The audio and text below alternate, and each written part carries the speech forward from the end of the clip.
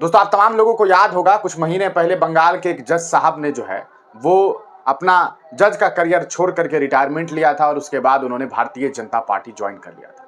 इसके बाद एक और अब खबर सामने आ रही है और इस बार खबर सामने आई है मध्य प्रदेश से। आपको बता दें कि मध्य प्रदेश के जस्टिस रोहित आर्या साहब ने जो है वो अपने रिटायरमेंट के 3 महीने के बाद भारतीय जनता पार्टी ज्वाइन कर लिया है। और आपको बता दें कि उन्होंने बीजेपी ज्वाइन करने के बाद खुल करके ये बात कही भी है कि उन्हें भारतीय जनता पार्टी की विचारधारा अच्छी लगती है। उन्हें लगता है कि बीजेपी बहुत अच्छा काम कर रही है, भारतीय जनता पार्टी शोषितों और वंचितों के लिए बेहतरीन काम कर रही है। यही वजह है कि उन्होंने तमाम दलों को छोड़ करके भारतीय जनता पार्टी जो है ज्वाइन करने का ठाना है। यकीनन जब वो जज रहे होंगे दौरान जज, उनको जो है वो कहीं ना कहीं बीजेपी से लगाव रहा होगा, बीजेपी की सोच जो है उनके अंदर रही होगी, उन्हें बीजेपी पसंद आ रहा होगा। यही वजह है कि उन्होंने अब भारतीय जनता पार्टी ज्वाइन कर लिया है। इस पूरे मामले में हम आपको बताएं कि उनके द्वारा कुछ अहम फैसले दिए गए। आपको याद होगा एक बार एक कॉमेडियन काफी चर्चे में रहे थे, मुनव्वर फारूकी। आपको याद होगा मुनव्वर फारूकी के ऊपर जो है वो आरोप लगा था कि उन्होंने हिंदू धर्म के खिलाफ टिप्पणी की है, जिसके बाद आपने देखा था कि किस तरह से उन्हें एक अदालत ने जो है वो रिहाई देने से, बेल देने से इनकार कर दिया था। और उस जजमेंट के जो जज थे वो जस्टिस जो हैं वो रोहित आर्या ही थे, जिन्होंने बीजेपी ज्वाइन कर लिया और काफी चर्चे में रहे थे। आपको याद होगा एक बार एक नेता को लेकर के इन्होंने कह दिया था कि जो है राखी बांधा जाए। क्या पूरी बात थी वो हम आपको बताएंगे।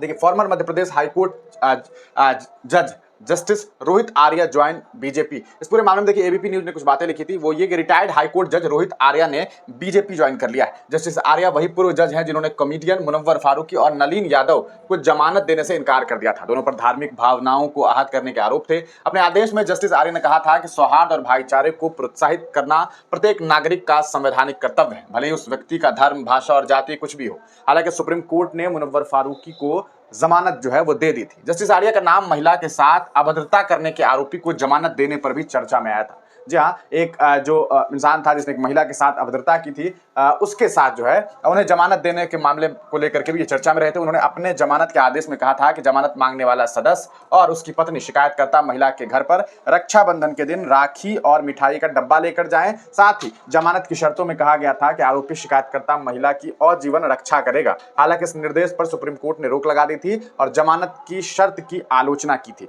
एक तरह से अभद्रता की गई थी उनके साथ, जो है वो बुरी तरीके से अभद्रता की गई थी। एक तरह से कहा सकता है कि शोषण करने की कोशिश की गई थी। और इसको लेकर के जब पुलिस प्रशासन में कंप्लेन हुआ तो उसके बाद जो जस्टिस साहब हैं उन्होंने एक ऐसा शर्त दिया था, एक ऐसी शर्त रखी थी जो काफी अलग तरह की थी। तो ये भारतीय जनता पार्टी में एक और जज साहब जो हैं वो पहुंच गए हैं। तो आप तमाम लोग उनको लेकर के क्या कुछ सोचते हैं, अपनी राय कमेंट सेक्शन में जरूर दीजिएगा।